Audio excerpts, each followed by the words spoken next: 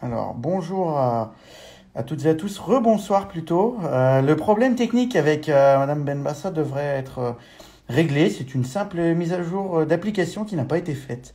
Comme ça, c'est fait désormais.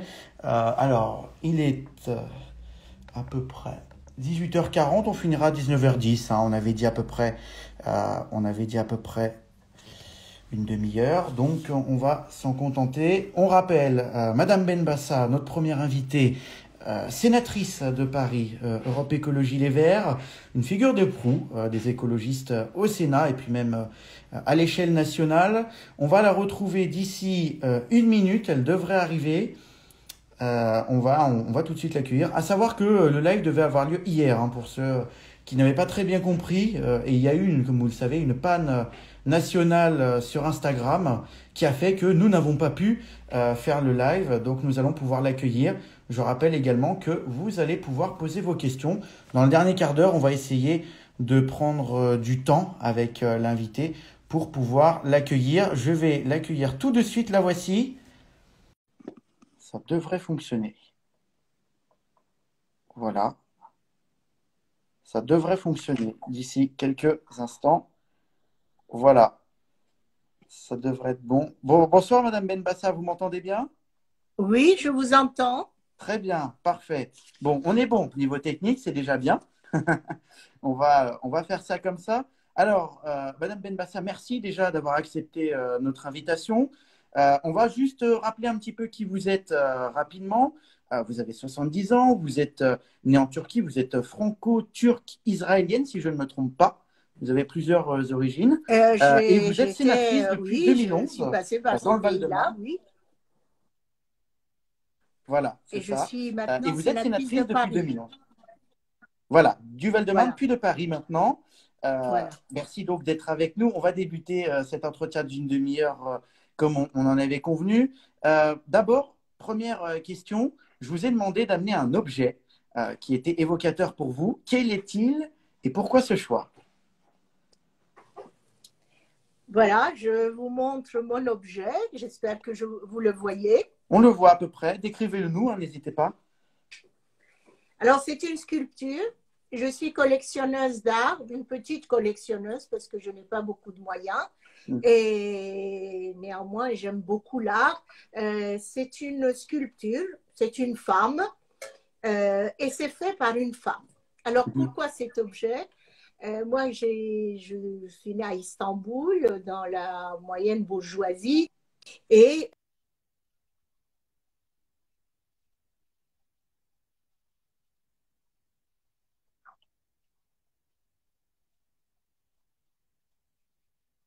française de sœur. Et là, j'ai connu deux enfants comme moi. Toutes les trois, nous nous appelions Esther.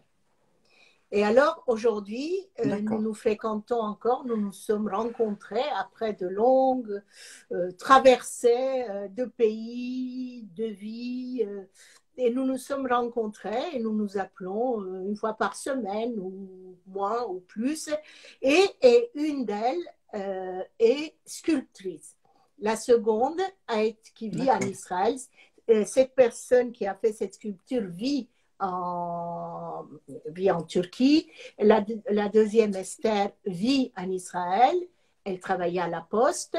Elle était trieuse à la Mhm. poste. Et moi, qui ai été professeure d'université, je suis partie il y a 2 ans et je suis sénatrice. Mais enfin, je suis sénatrice depuis 2011, comme vous l'avez dit.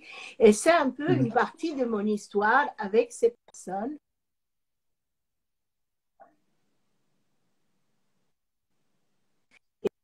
C'est une continuité qui me permet d'assumer différemment ma vie politique et ma vie personnelle. D'accord. Bon, très bel objet. Petit clin d'œil d'ailleurs à la culture également, aux sculpteurs qui font parfois de magnifiques œuvres. Très bien. Revenons à la politique, évidemment. Vous avez donc cette expérience qu'on ne peut pas vous enlever. Si vous aviez un mot pour décrire la politique, qu'est-ce que ce serait en un mot?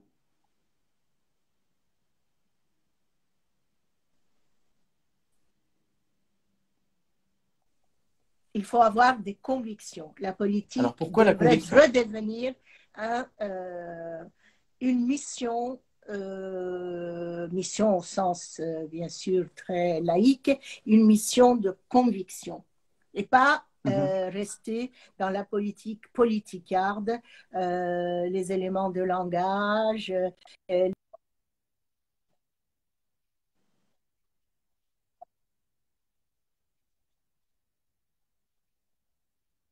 mhm. D'accord. Est-ce que c'est cette conviction qui vous a amené à la politique? Parce que vous disiez qu'avant la politique, vous aviez eu une vie assez riche et intense. Est-ce que c'est la conviction de vouloir agir et de vouloir faire des missions qui vous a convaincu de rentrer dans le monde politique? D'abord, on est venu me chercher.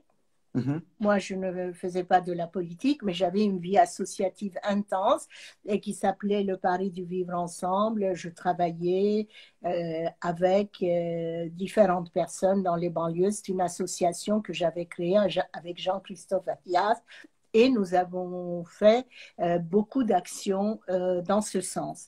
On est venu me chercher parce que j'étais une intellectuelle un peu connu quand même, qui s'occupait de migration, de banlieue, de mineurs accompagnés, d'islam. J'ai été professeur d'histoire des religions à l'école pratique des hautes études et je m'occupais aussi des minorités. C'était l'histoire des religions et des minorités. Bien sûr, c'est un enseignement tout à fait laïque, n'est-ce pas? À l'université, nous enseignons les religions d'une manière objective. Nous ne sommes pas des théologiens, je ne suis pas théologienne. Vous voyez, c'est une école qui a été fondée au 19e siècle et qui a plusieurs sections, dont cette section des sciences religieuses. D'ailleurs, on les appelle sciences religieuses. Alors, je viens de ces et par ce canal en politique, les écologistes m'ont appelé en 2010, puis voilà, après moult péripéties, j'ai été élue dans le Val-de-Marne et j'ai entrepris des actions qui allaient dans le sens de mes convictions. Je suis écologiste, donc j'ai des convictions écologiques, que ce soit sur l'écocide, le climat, la pollution, la préservation de la biodiversité, enfin les grands thèmes de l'écologie, l'alimentation, etc., m'intéressent et m'interpellent personnellement. Mais en même temps, je suis un peu la représentante des sujets régaliens au Sénat pour mon groupe, enfin pour mon parti, puisque je m'occupe beaucoup, je suis à la commission des lois, je m'occupe énormément des questions de sécurité.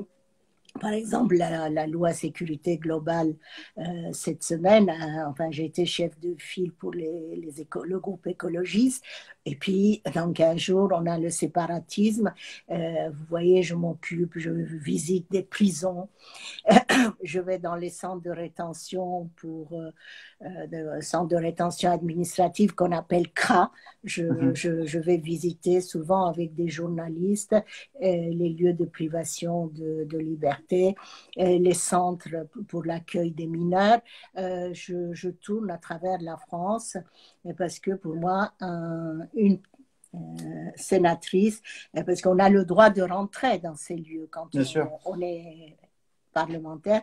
Je rentre dans ces lieux pour voir si les choses vont bien. Je visite des cellules, je parle avec des gens et de leurs problèmes de santé, puisqu'il y a des problèmes de santé, des problèmes de mauvais traitement, des problèmes des lieux surpeuplés, mal entretenus. Et alors, je fais des rapports quand les choses ne vont pas, je pousse les directeurs à s'occuper de telle ou telle personne qui se plaint auprès de moi.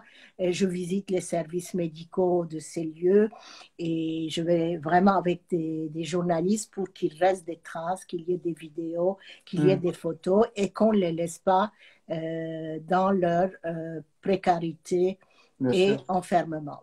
Bien sûr. D'accord, très bien. Vous avez évoqué un mot qui nous a interpellés. C'est l'actu de la semaine que vous avez décidé de choisir. C'est la loi de sécurité globale. Vous l'avez dit, vous avez travaillé toute la semaine sur cette loi. En quoi cette loi, selon vous, elle doit être controversée et en quoi, selon vous, cette loi pose problème? Puisqu'on imagine que vous êtes contre, c'est en tout cas ce que j'ai cru imaginer. Pourquoi êtes-vous contre et qu'est-ce qui vous dérange? Bien sûr, dans un pays moderne comme la France, et que le gouvernement s'attelle au renforcement de la sécurité lorsque cette sécurité n'est pas, disons, n'est pas suivie et qu'il y a des problèmes de sécurité, c'est normal. Là, c'est un texte qui vient après moult textes et qui renforce la sécurité dans un sens qui est liberticide. Ce sont des Mhm. textes liberticides qui se suivent déjà depuis Sarkozy. Ensuite, il y a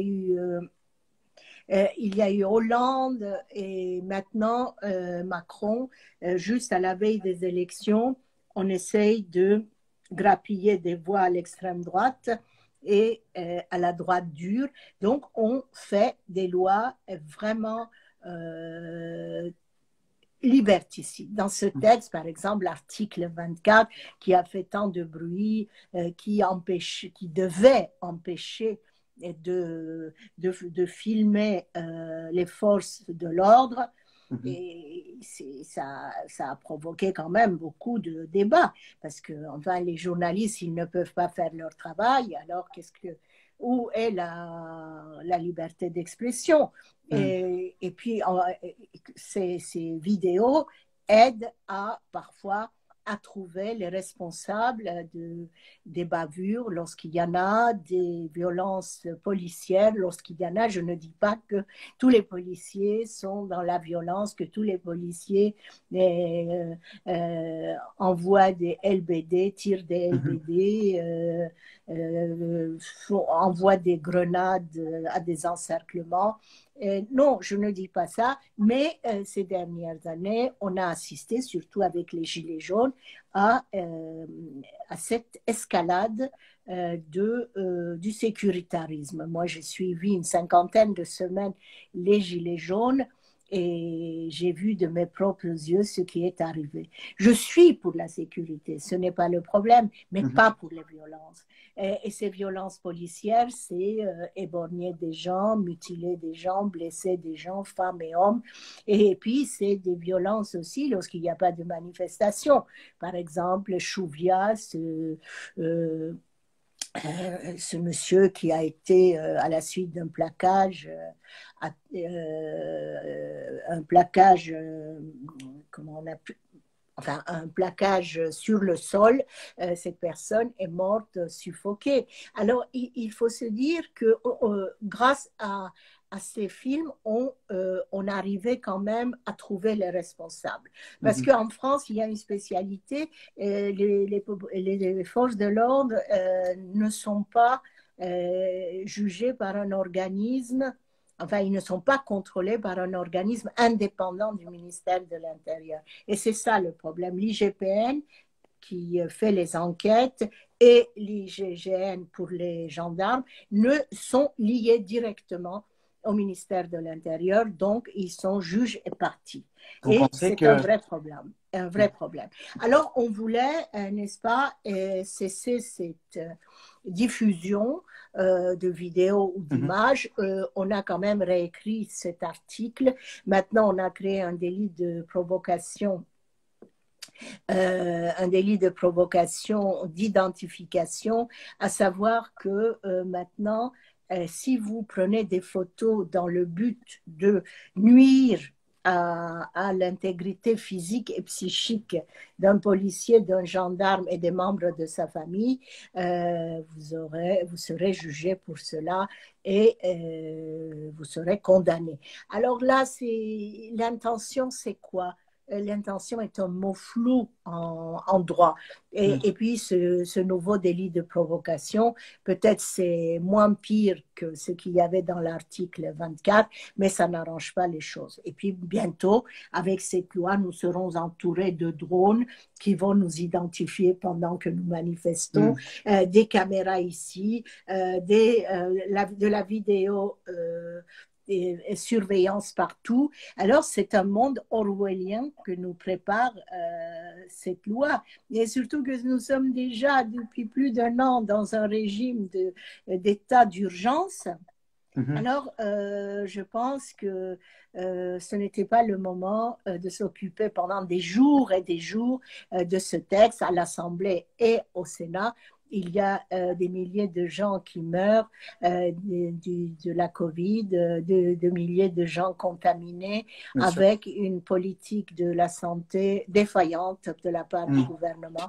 Alors, ce serait mieux de s'occuper des vaccins. Je voudrais revenir néanmoins sur un point de la loi que vous avez souligné et surtout un point qui semble important, que les policiers ne sont pas jugés de manière indépendante. Est-ce que vous pensez qu'en cas de bavure policière, il en existe, comme vous le disiez, elles sont peut-être minoritaires, mais elles existent là-dessus. Est-ce que vous pensez que les policiers doivent être jugés directement par la justice et non par l'organisme tel que vous le citiez, l'IGPN?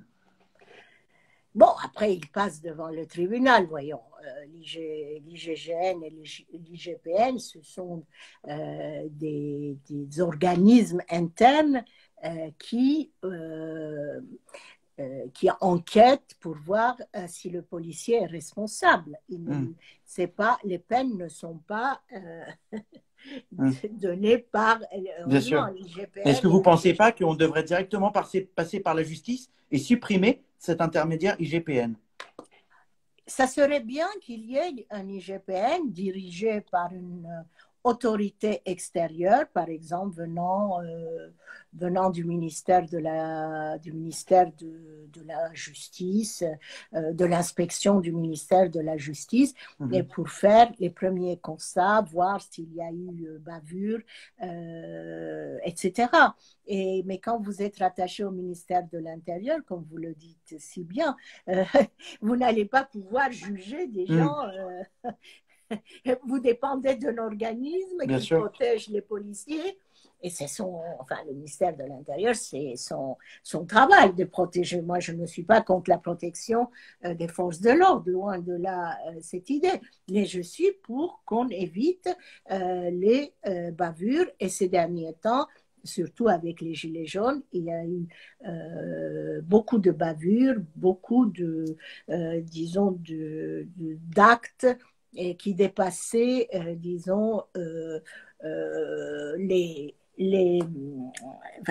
ce que commettaient les Gilets jaunes. Certainement, moi j'étais avec eux, il y avait des gens qui étaient violents, mais tous ils n'étaient pas violents, c'était beaucoup de femmes, des hommes d'un certain âge, pacifiques, et des gens dans la détresse économique, des gens qui n'arrivaient plus à vivre. On leur avait mis une taxe carburant qui rendait leur budget encore plus précaire. Donc, vous voyez, ces gens sont descendus dans la rue pour demander la valorisation de leur pouvoir d'achat. Bien sûr qu'il y a eu des violences, mais on ne va pas confondre tout le monde avec les Black Blocs. On se demande pourquoi la police n'arrêtait pas les Black Blocs, parce que moi, je voyais les Black Blocs arriver au début des manifestations. C'est curieux que la police ne les voyait pas. Alors, on confondait les actions des Black Blocs avec celles des simples citoyens qui étaient là, qui manifestaient, venaient de province, souvent à Paris, ce que je voyais. Moi, je les ai invités le 14 décembre 2019 au Sénat, déjà, enfin pas tous, mais enfin quelques représentants pour discuter. Et je vais vous dire, à gauche, nous n'avons pas été non plus très ouverts à ces gilets jaunes Et on Hmm. était un peu oui, dans l'expectative, ouais, parce que c'était des gens qui venaient de notre monde que le nôtre, d'après eux, hein, de notre monde que le nôtre. C'était des gens souvent issus de la périphérie. Ils n'avaient pas les mêmes manières.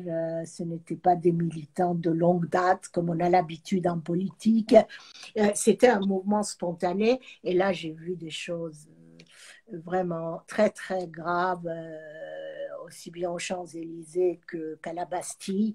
Donc, je me dis que cette loi aurait dû plus insister sur la formation des forces de l'ordre, la Hmm. formation contre l'homophobie, contre le sexisme, euh, contre, contre le racisme, et en même temps leur apprendre les méthodes de désescalade qui existent dans différents pays pour dialoguer avec les manifestants afin d'éviter de tirer des LBD et Hmm. d'envoyer des grenades et arroser tout le monde de gaz lacrymogène. D'accord. Voilà, écoutez, dans ces manifestations aujourd'hui, quand on a toujours peur, parce que même le Hmm.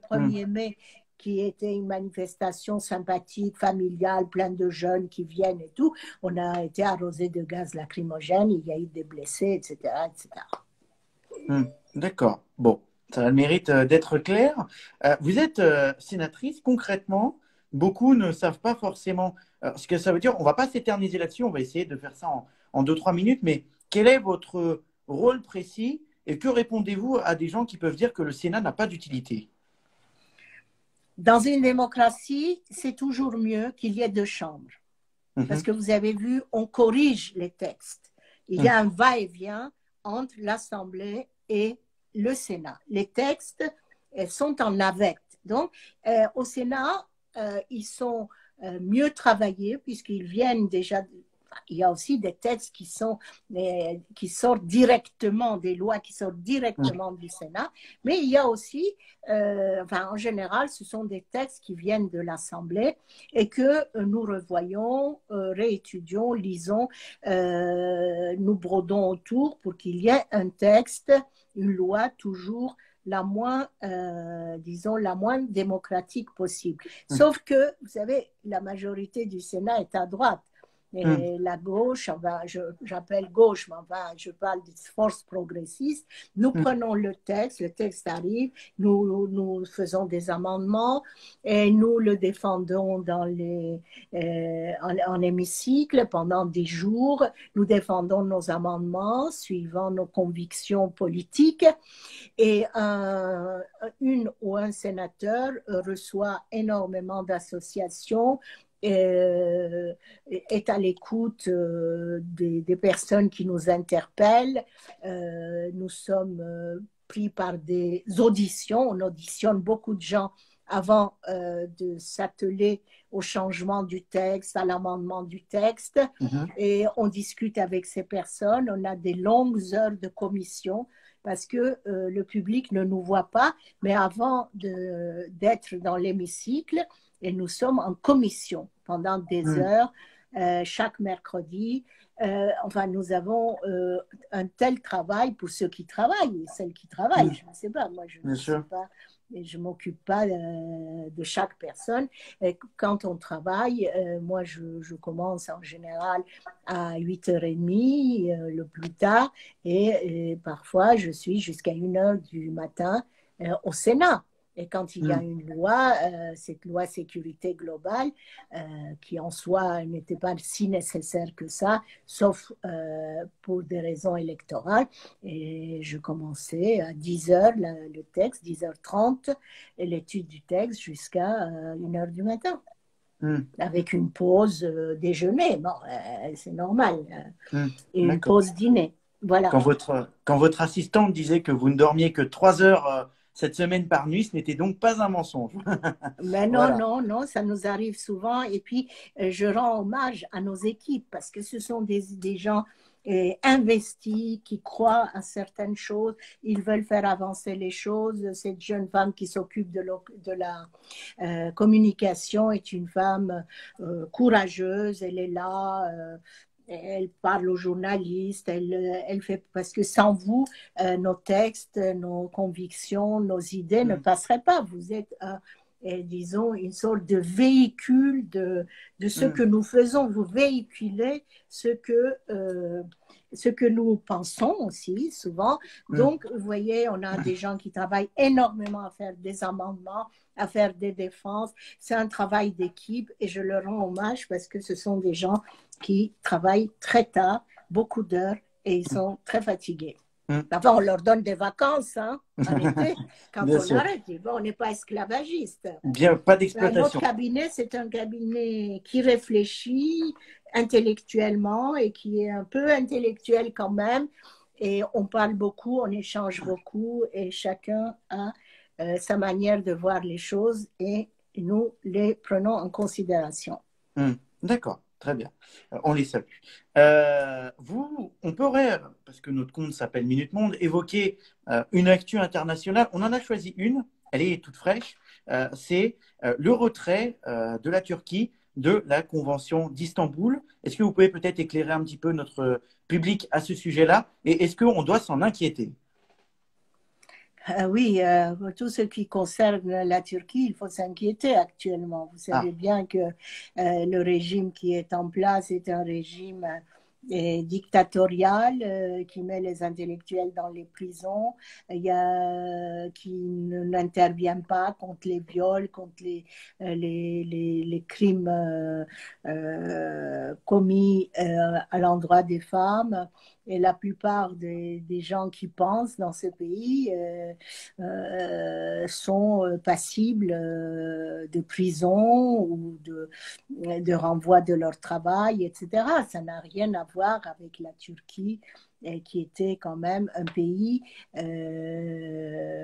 musulman, mais c'était un pays qui s'est beaucoup inspiré de la laïcité en France dès les années 20 et qui a fait des réformes dans ce sens, le fameux Atatürk. Et c'est un pays qui est très proche, qui était très proche disons, du modèle démocratique qui est devenu un symbole, surtout la laïcité. Et on a enlevé le voile, on a interdit le voile dans les années 30, etc. Aujourd'hui, c'est un retour à un État dictatorial et d'un islamisme fondamental, rigoriste, et avec, disons, une liberté d'expression qui est bafouée au jour le jour. Et la Turquie se retire de plus en plus de tout ce qui est institution européenne, institutions européennes, bien sûr, et parce que le rêve de Erdogan, qui est la tête pensante et dirigeante de la Turquie, c'est un retour à l'islam et couper la Turquie du reste de l'Occident. Et comment, on parle de l'Occident, comment vous qualifieriez les relations entre la France et la Turquie? Je trouve que la Turquie, enfin la France, aujourd'hui a des relations tièdes avec la Turquie. Parce que la France ne veut pas non plus que les Turcs qui vivent en France deviennent des courroies de transmission des idées d'Erdogan. Dans certaines régions, il y a beaucoup de Turcs qui sont installés dans les régions industrielles, etc. Et la France n'a pas autorisé dans le récent passé des meetings pro-Erdogan en France. Et en plus, Erdogan, avec ses imams, les imams qu'il envoie, ses chefs religieux, pour faire les prêches, pour faire le rite, sont des gens formés à un islam rigoriste et qui ne vont pas dans le sens d'un islam qui va de plus en plus s'occidentaliser. Je ne dis pas qu'il faut l'occidentaliser directement, ce n'est pas à l'État français de l'occidentaliser. Enfin, je dis une adaptation de l'islam aux musulmans d'Europe, parce que les musulmans d'Europe ont des pratiques très ouvertes. Il ne faut pas non plus se focaliser sur le salafisme qui constitue 5% de la population et stigmatiser tous les musulmans. Mais la France n'a pas fait assez attention à ces imams qui venaient en France. Vous voyez, aujourd'hui, les relations sont assez tièdes, surtout que tous les appels que nous faisons à M. Macron pour qu'il fasse libérer des grands intellectuels qui sont en prison depuis des années, le gouvernement n'y arrive pas. Et voilà, vous voyez, il y a une tension entre deux façons de voir la politique entre monsieur Macron et Erdogan. Et bien sûr, on ne peut pas demander plus. Qu'est-ce qu'on peut demander à la France? D'envoyer l'armée? Non. Non, c'est pas. Et puis Erdogan a soutenu aussi Daesh à sa manière. Il y a eu des preuves là-dessus.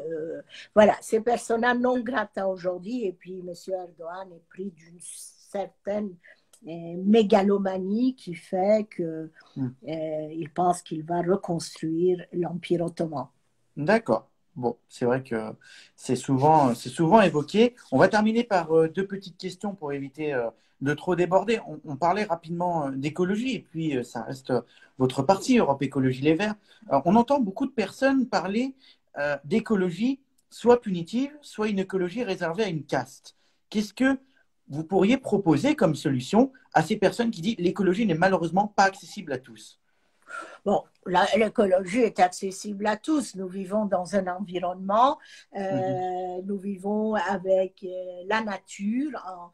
Nous ne sommes pas toujours en contact avec la nature parce que nous vivons dans les grandes villes, mais les problèmes de biodiversité, les problèmes d'alimentation, les problèmes de pollution de l'air, toutes ces questions nous interpellent. Je ne sais pas, nous respirons le même air, que nous soyons pauvres, riches, intellectuels, ouvriers. Enfin, on ne respire pas un air réservé à une caste. La voiture, les problèmes de voiture, les énergies fossiles. Enfin, je parle de la voiture thermique. Demander de se mettre à la voiture électrique, par exemple, ça peut être considéré comme un luxe, mais en même temps, dans l'avenir, il faudrait aller dans ce sens pour qu'il y ait moins de pollution, moins d'émissions de gaz, de CO2. Et les jeunes, je vais vous dire maintenant, quand on va dans des manifestations écologistes, on voit que des jeunes, quasiment énormément de jeunes s'intéressent au climat, ils luttent contre le réchauffement climatique. Vous avez vu les canicules qu'on a vécues ces derniers temps et le climat qui n'est pas stable, on n'a plus de saison. Et puis la maladie, on a vu que la déforestation a été un des éléments qui peuvent être indiqués pour expliquer ces maladies, ces virus qui traînent un peu partout. Et c'est quand même lié aussi au non-respect de la nature, de la biodiversité, le non-respect des animaux. Vous savez bien que nous prenons quand même l'élevage éthique, nous sommes contre la maltraitance des animaux. Enfin, tout ça n'est pas une question de caste. Et puis, moi, je suis contre l'écologie punitive. Il n'y a pas d'écologie punitive. Ça peut être vu comme punitive, mais il y a une écologie qui voudrait, en principe, le bien vivre de tout le monde et dans son environnement, avec un climat viable et avec un air respirable, une nourriture biologique, oui, pour avoir des aliments sans pesticides, d'avoir une alimentation correcte, une viande sans hormones, une viande venant d'animaux élevés et abattus éthiquement et pas sans endormissement, etc. Donc, vous voyez, ce n'est pas une question de classe. Parfois, ça peut paraître comme ça, comme toute évolution. L'évolution écologique est vue aussi parfois sous un angle qui, au fond, n'est pas le nôtre. Mais il faut éviter, bien sûr, de tomber dans une écologie punitive. Moi, je suis contre, d'ailleurs, la plupart des écologistes de mon parti aussi, même tous les écologistes de mon parti. Mais en même temps, c'est l'écologie, c'est une pensée qui préoccupe les jeunes et je crois que c'est eux qui porteront cette planète et nous, il faudrait qu'on leur laisse une planète moins abîmée et où on peut vivre et élever ses enfants, ses descendants et respirer ensemble un air pur entre guillemets, parce qu'il ne sera jamais pur, vu la façon dont nous vivons actuellement. À ce sujet, il y a quand même une exception à la règle, puisqu'on a entendu le maire de Lyon qui voulait des cantines sans viande. Est-ce que vous pouvez comprendre un petit peu la grogne, notamment de classes populaires qui, pour elles, voient la viande comme un luxe et voient la viande disparaître totalement des menus? On ne parle pas de mise à disposition d'un menu végétarien, on parle de disparition de la viande. On parlait d'écologie punitive. Est-ce que vous ne pensez pas que ces classes populaires à Lyon vont être un petit peu victimes de cette écologie qui peut être presque qualifiée par certains à outrance? Bon, écoutez, moi, je ne suis pas idéologue, d'abord. Je suis une personne qui pense librement. Bien sûr.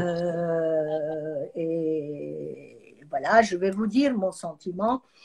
C'était plus simple pour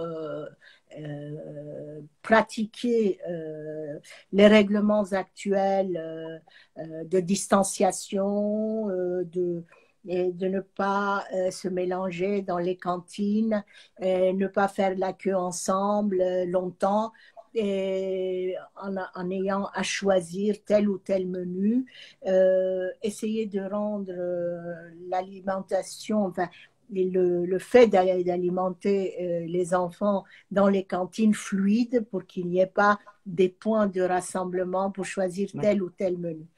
Et en plus, je vais vous dire,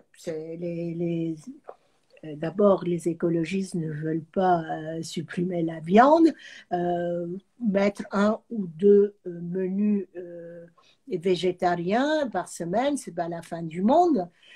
Et puis là, vous allez aux États-Unis, dans tous les restaurants universitaires ou dans les lycées, vous avez plusieurs menus, menu végétarien, menu viande, menu poisson.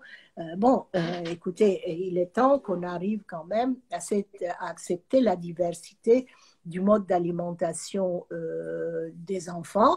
Et puis là, je vais vous dire, c'est quelque chose de pratique, savoir qu'il n'y aurait plus en mettant du poisson, dans le poisson il y a des protéines, ne pas tomber en cette période de crise et de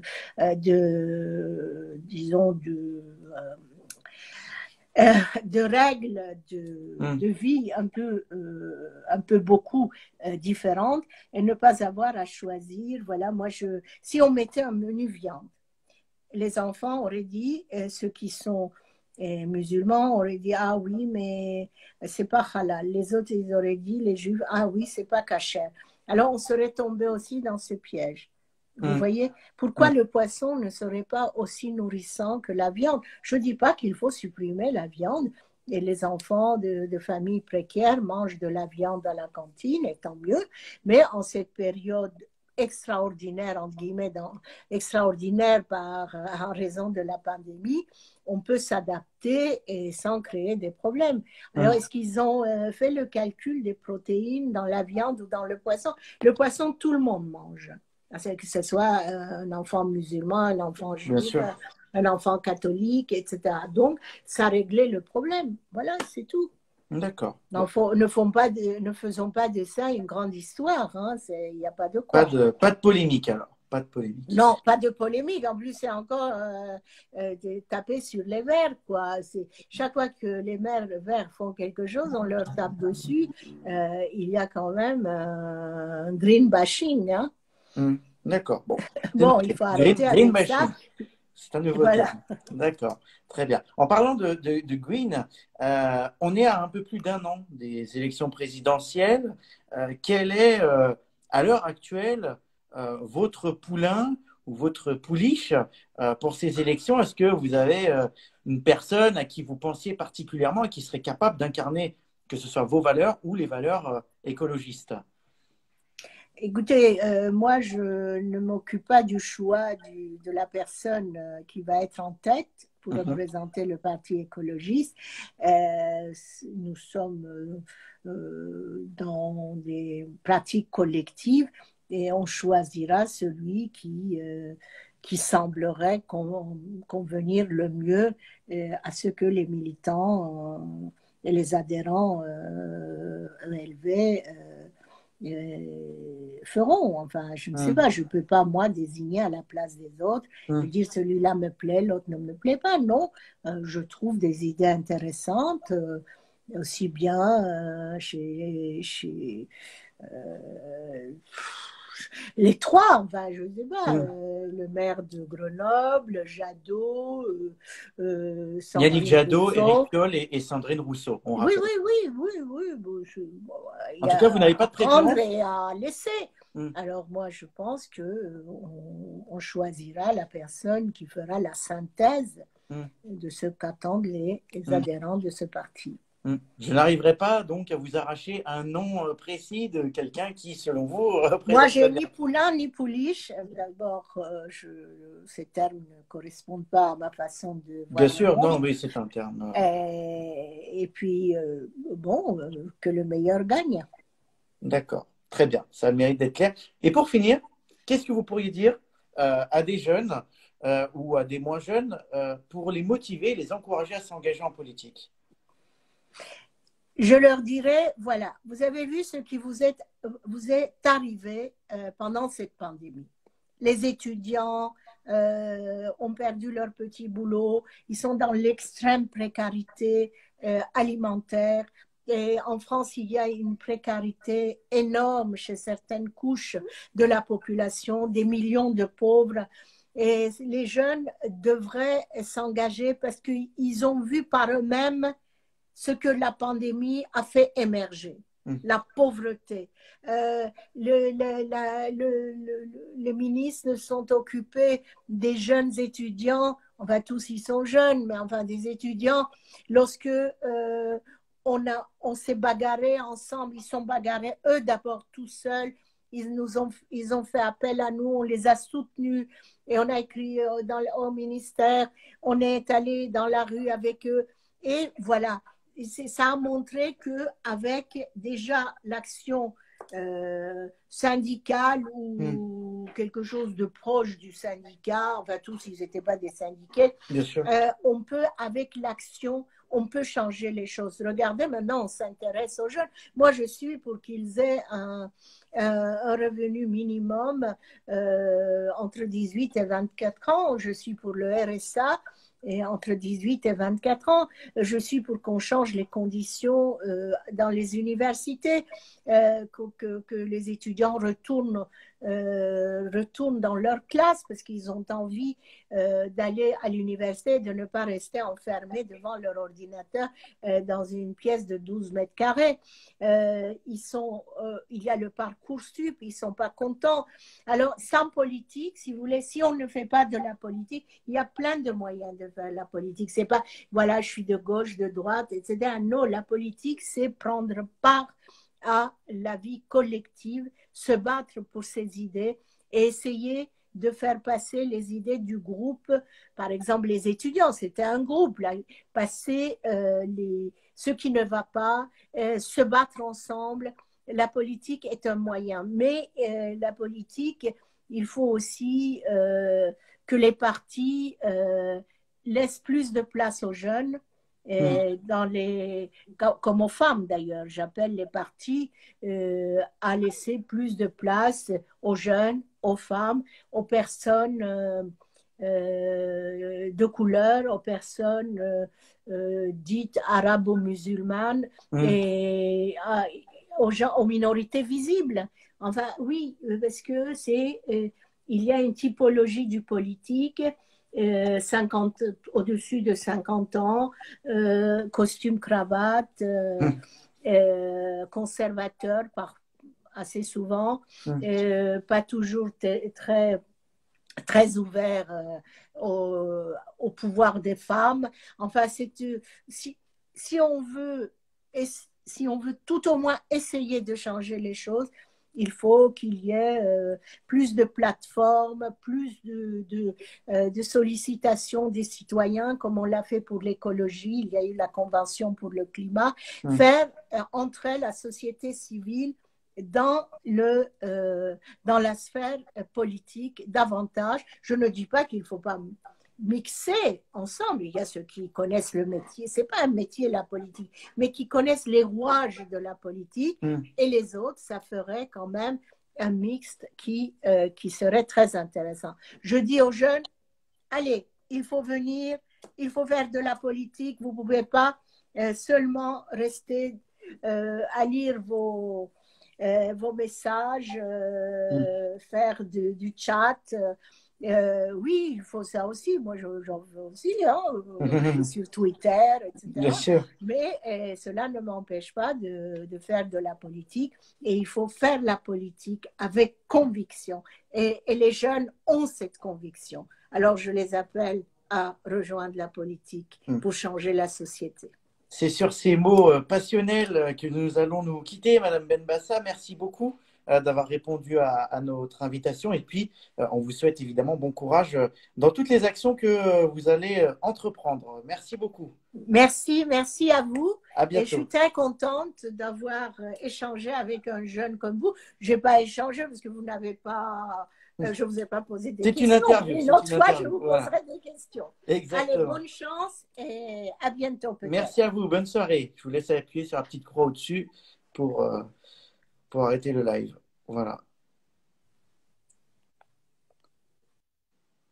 Hop, eh bien, merci à tous ceux qui étaient présents ce soir pour ce premier numéro du Vendredi Paul. N'hésitez pas à nous dire si vous avez des axes d'amélioration dans l'entretien qui a un petit peu débordé, mais vous savez, avec les politiques, c'est presque normal de déborder. On vous remercie donc d'avoir suivi ce live. Pour ceux qui ne l'ont pas suivi, un replay sera disponible et même une petite vidéo YouTube, normalement de quelques minutes, pour revenir sur les temps forts de cet entretien. Voilà, quant à nous, on se dit à très bientôt. Continuez de suivre Minute Monde et puis surtout, passez une bonne soirée. Merci beaucoup. Au revoir.